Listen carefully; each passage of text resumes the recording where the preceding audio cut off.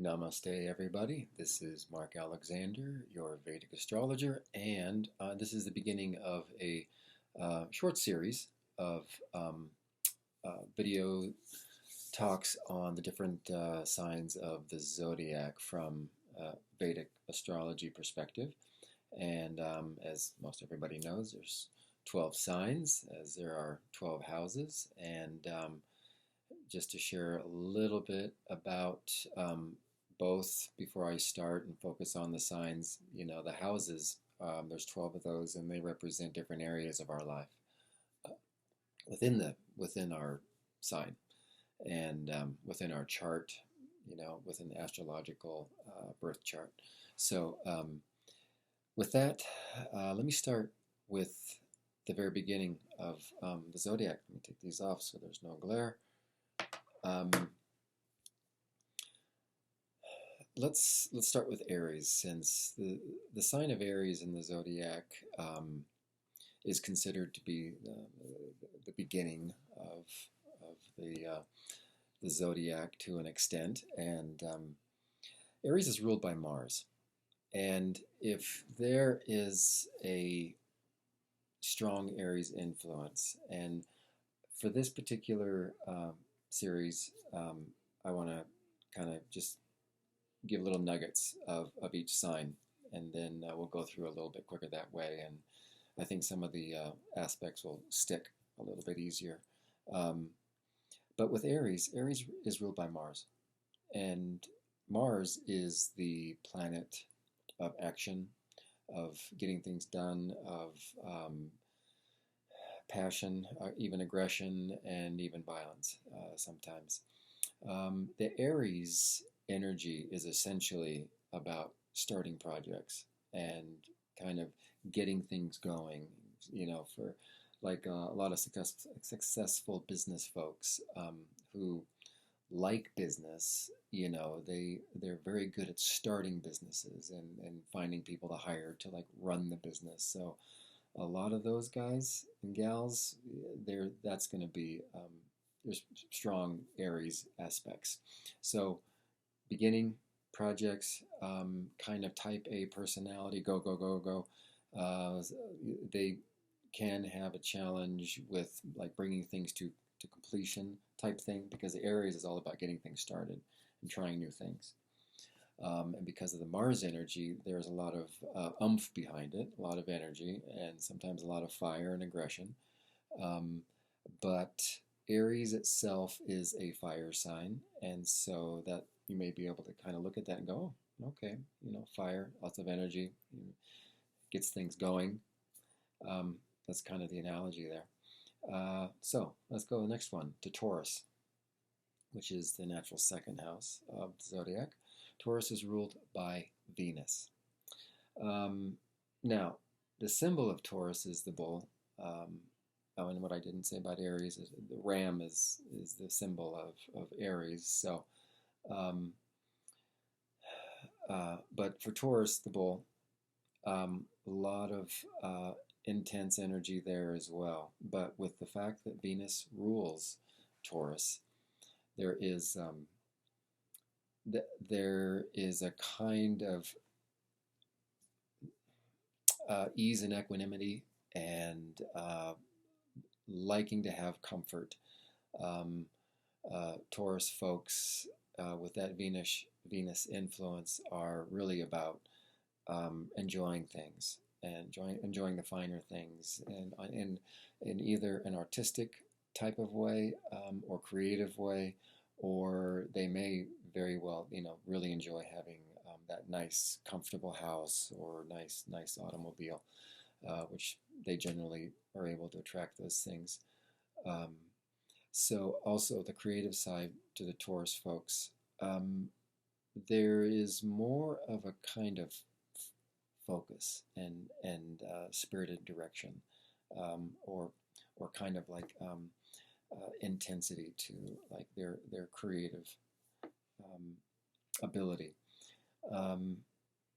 But like I said, the Taurus folks, they enjoy the comforts and the nice things. They usually have some kind of creative abilities as well.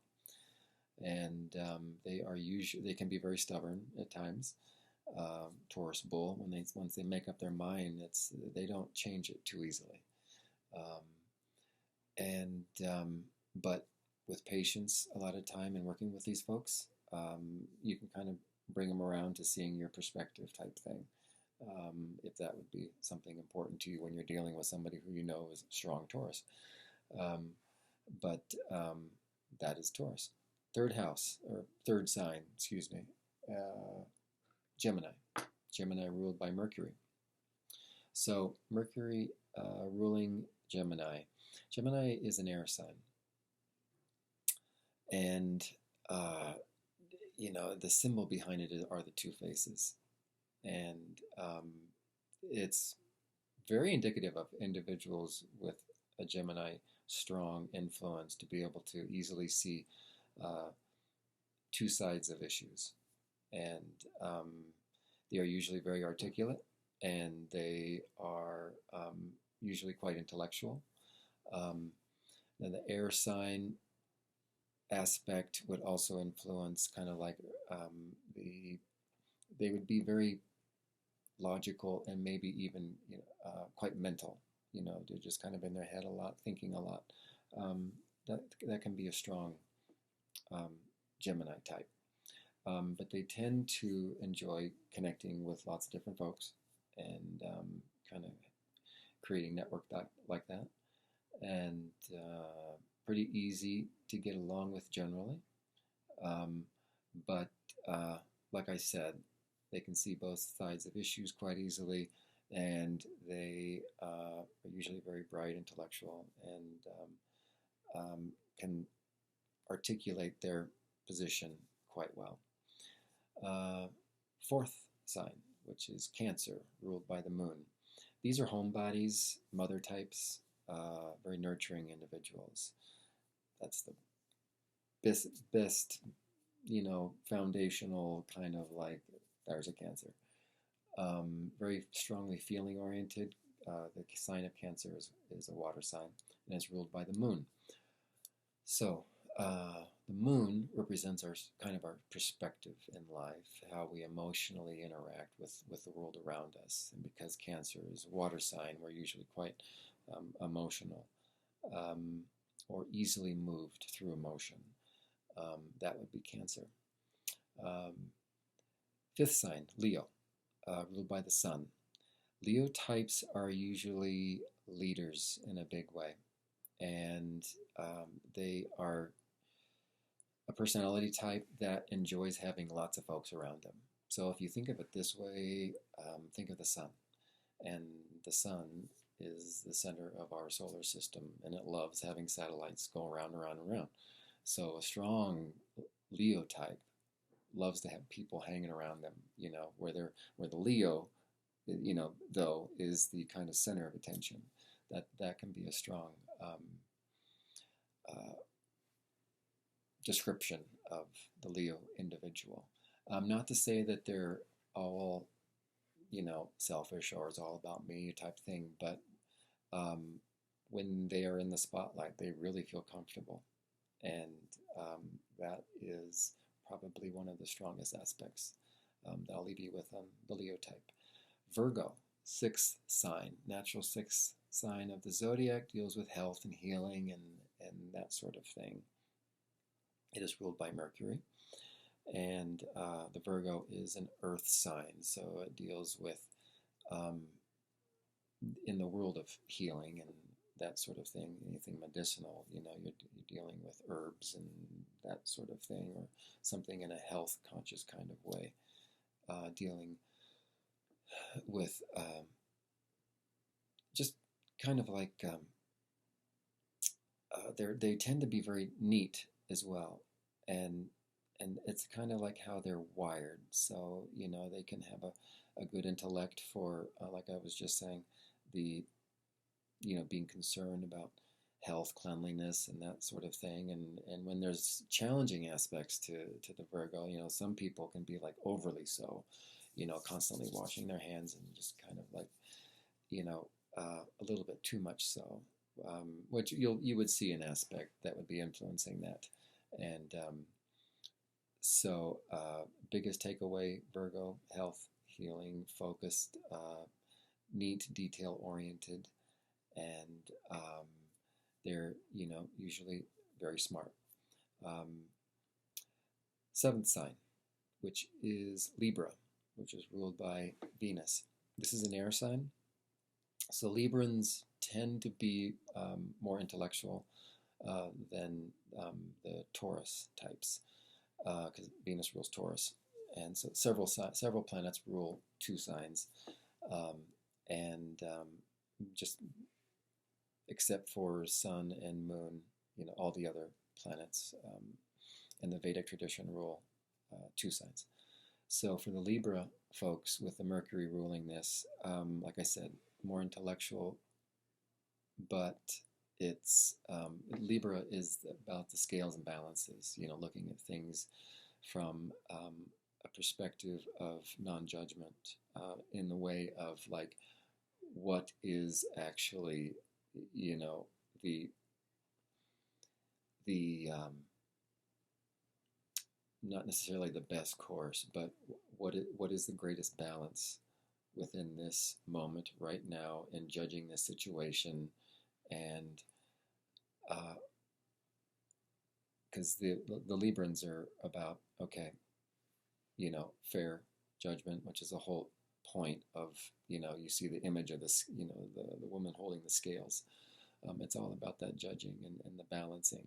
And they are usually very, very, very good at being able to tune in, going, okay, they can call BS or bullshit there, and this is more applicable, or this is more what they're seeing on the other side is, no, that's actually what's going on. So they're usually quite good with that. So judging, fairing, balance, and that's a strong aspect of the Libra folks. Eighth sign, Scorpio, ruled by Mars. Now, as I mentioned in the very beginning, Aries was ruled by Mars, but it's fire. Scorpio is a water sign ruled by Mars. So these individuals tend to take a while to, like when something bothers them, it takes them a while to bubble up and kind of express their frustration. Those typically tend to be, that's a strong description of a Scorpio type, besides being interested in esoteric subjects, astrology or psychology, or understanding things and trying to uncover issues like behind the scenes and understanding what's really going on. So I would bet you, if you did a research project on like personality types from an astrological perspective, about kind of like what's going on right now and all the insanity of the media and the COVID and blah blah blah. The people really wanting to know what the hell is going on. Strong Scorpios, because they want to understand what's going on behind the scenes, and they're usually very passionate about it, and sometimes very angry and vocal. And when there are challenges to the eighth house, or to the Mars, the ruler, they can go kind of like off the reservation and go a little cuckoo with, they're being so adamant with like, gotta find out what the F is going on in the whole world with, for example, the COVID thing. Some look at what's going on in the media and go, oh, okay, and others can go, and others are watching that and going, okay, they're calling bullshit with a lot of stuff that they hear on the media, and rightly so. Now, there are plenty of things that are valid with what's going on concerning the health concerns, but the reasons behind what we're hearing around this whole thing, yeah, the Scorpio type is going to be like, okay, I'm going to dig and find out what's going on, because they can watch mainstream media, and very little of it will make sense or resonate, and they'll call bullshit on that, which most of it is. And that's kind of I think it's becoming so blatant now that all the signs can look at that and go, except for a couple maybe where they're all hardcore traditionalists are like, oh no, no, no, it's everything you see there is just fine. That's what's going on, yeah. So the Scorpios will fight to unravel what's going on. And they're usually very passionate, like I said. Ninth sign, Sagittarius, ruled by Jupiter. Sag is a fire sign. And Sagittarius folks are usually very much about being behind something that kind of has a, I don't mean to give this the wrong connotation, like a righteous kind of like, they stand for something that they feel in their heart and soul is very much aligned with their heart and soul, and because they just believe in it, and then it resonates with them. When it's in balance, it's a deeply spiritualizing aspect. When I say aspect, I mean that's something influencing that sign of Sagittarius and the ruler Jupiter. So when that's going on, and there is a sense of balance, and like somebody meditates and does, a lot of practicing of maybe spiritual singing or chanting or service or something like that, you know, something I do, that's something I can resonate with since my son's in Sagittarius. When there are challenging aspects to the Sag, you can get folks that are kind of like really right, born again maybe, or someone who is in a religious path that is like it's that way or the highway, and anything else you're going to hell. Doesn't matter what tradition. It doesn't matter. I mean, Buddhists can fall into that category, which sounds a little strange, but like any spiritual religious tradition can be affected in a way that's like somebody is so dogmatic, and with negative aspects, in a Sag sign, it can create that kind of thing. Now, the fact that Jupiter rules Sag, they make very good teachers, or spiritual teachers, or philosophers, or professors, or that sort of thing. They also can make good lawyers, and they can also be lawyers that are, not somebody you'd want to hang out with. It all depends on the aspects. And like I said, when the aspects are either positive or negative, then you'll see how those things come about. 10th sign, Capricorn, ruled by Saturn. The Capricorn sign is kind of like the workhorse personality of the Zodiac. It's very much about nose to the grindstone, hardworking, focused, concentrating, get the job done, and you keep going until the job is done.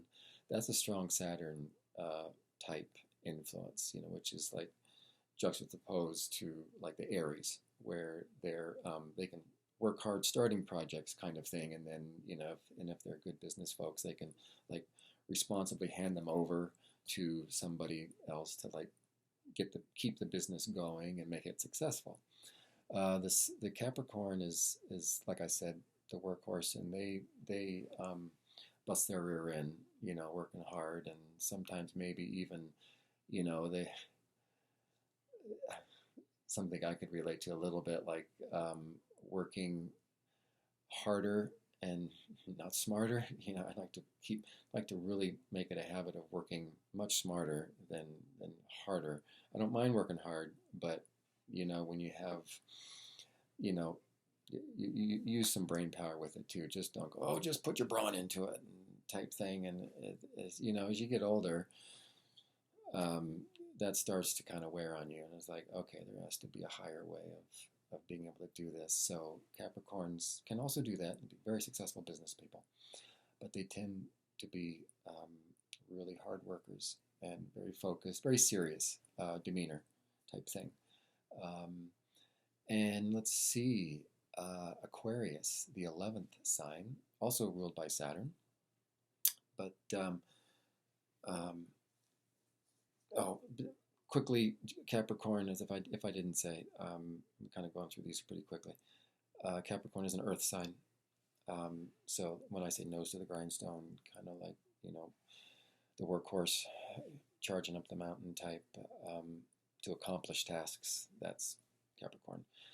Aquarius, the natural 11th house. It's about networking, the natural 11th house, influencing, how we network. And it's an air sign. So the Aquarians tend to be more philosophical. Hard workers, yes. But there tends to be more of a mental aspect of how they go about doing things. And so maybe kind of like what I mentioned just a moment ago, like working towards being, working smarter, not harder.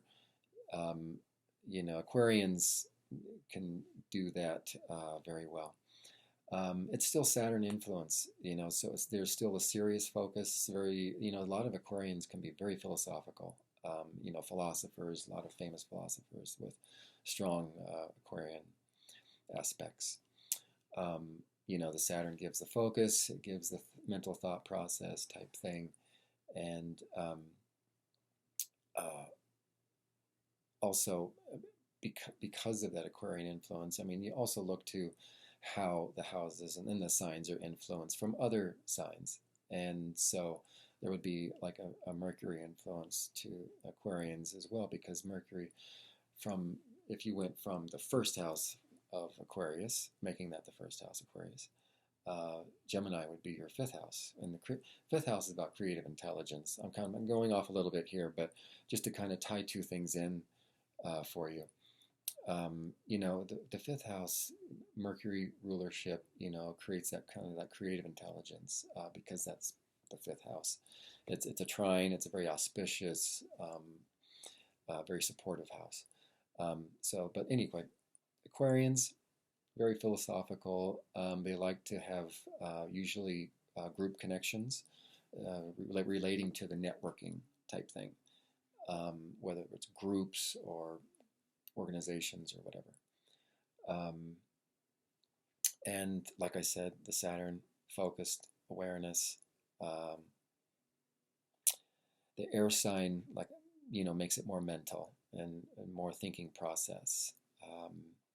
So, I wanted to add the elements to all the signs that I'm sharing here because it kind of gives a little bit of a better understanding of like, well, why would that be? Why would there be more this kind of influence over another? And then you look at the elements of the signs, whether it's, an earth sign or an air sign or a water sign, it makes a big difference.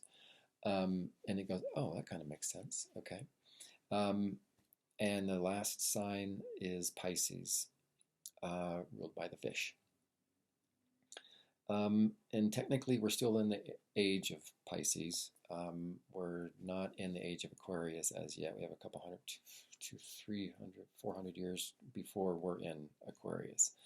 And that all relates to where the North Star currently is, or how the precession of the Earth, the north-south pole direction, where it's pointing,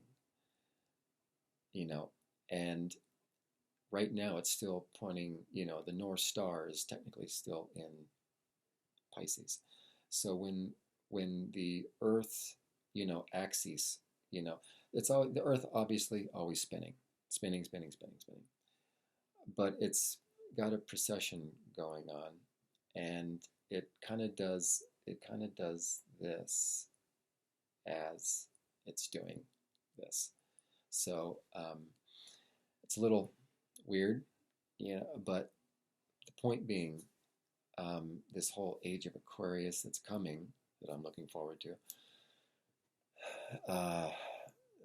won't see it in this lifetime, and if I have anything to say about it, I'll be seeing it from the great beyond and sending blessings from there, and I don't no desire to come on back and just do it again. So, but to go back to Pisces, the North Star reference, that's where we're kind of talking about the age of Pisces in relation to the age of Aquarius, which the musical Hair made so very famous. Great music.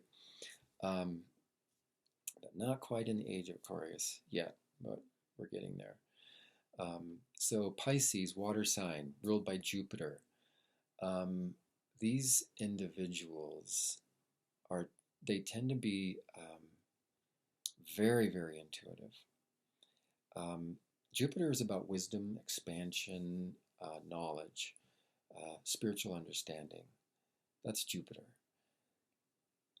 Pisces is a water sign. So just put two and two together and go, oh, water, okay, water relates to our feeling nature is where I'm going with this. So the Jupiter influence is going to create more intuitive abilities with a strong Piscean energy. So you have a lot of strong remote viewers or someone who's a psychic or empath will tend to have a strong Pisces influence. And it can sometimes make us a bit emotional, kind of like how, the Scorpio, the sign of a Scorpio can also make us emotional too. As well as Cancer. There's three water signs, 3 air signs, 3 earth signs, 3 fire signs. So the water sign of Pisces, there's more of a spiritual connotation to it or influence because of the Jupiter influence. So in the Vedic tradition, Jupiter is called the Guru planet. The Guru. Let me say it with the accent because it's the way it's supposed to be pronounced. Because anytime somebody says it with an American, it just butchers the word. So the word Guru is the teacher, the spiritual wise one. Guru, right there. And Yogananda, Guru, right there. And Sri Teshwar, and Jesus Christ, yes, he was a guru, spiritual great teacher, Babaji, and Lahiri Mahashai, and beloved Krishna, right there. And this is Sai Baba. These teachers are all awakened beings, meaning any connection to them. It's going to help us, and a lot of that takes some devotion and commitment, and they always are about, in my perspective, helping us reflect. Okay, they live inside of us. That wisdom that they express, that love that they express, is also within us, that we can harness and come to know as our very self. And the whole fact that I'm sharing these guys with the astrology talk is because astrology is about understanding the strengths and challenges that we deal with in life.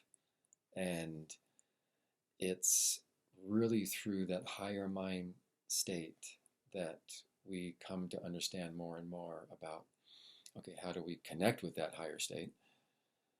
Through the meditation, through the prayer, through service, through service to God, through whatever, if it's through your daily job, any service to another person or even to ourselves with the right understanding of, it's not all about me. It's about understanding how we're connected in that light, in that love, in that grace. And the astrology is pointing out from our chart strengths, challenges, why do I feel so comfortable being near the ocean? Well, if you have a lot of planets and water signs, bingo, that's going to kind of express why you love that. If you happen to have most of your planets in earth signs, you're going to love the mountains. You're not going to want to have much to do with, the waters and all of that. You're going to want to be in the Rockies. So they all have their parts to play and their influences to share with us, because there is an element of our choosing to come, as strange as that may sound, and as challenging as it may be for some folks to look at, because we agree to these lessons in life, if you want to look at them like that, they are very much about, okay, working through the ego, working through our attachments, and that's all around what the chart is going to help us see. Why do I kind of tend to attract that person in my life? Okay, well, look at the seventh house and what's there. Is there like a challenging aspect to the Mars, maybe, where maybe the Mars influence, which, I mean, you can create amazing, passionate relationships, but let's say if there's a negative um, challenged aspect to the Mars, maybe that ends up being violent and you get hurt by this partner in your life. And you just go through these relationships that are like that. Well, the chart will show you some of that. And it kind of helps us see, okay, so I don't have to go over there and do that. I don't have to follow through with, well, that's where I'm attracted. Well, sometimes we really have to take a moment and go into the breath and just really look at where does my heart and soul resonate with my next step? Or, where does my heart and soul resonate with this particular person? Are they good for me? I know I'm attracted, but just feel that out and sit with it at times, and don't just let the ego kind of take over and go, yep, go on there, want to do that, yep. And you just, again, that's kind of life's way of like, when you'll get the lesson eventually. But everybody, that is my analysis of the 12 signs of the zodiac with a bit of a Vedic perspective. And I look forward to talking to you again very soon. I'm going to create these series of talks and focus more on each sign individually, and put that on podcast. And I look forward to talking to you all again very soon. Namaste. God bless.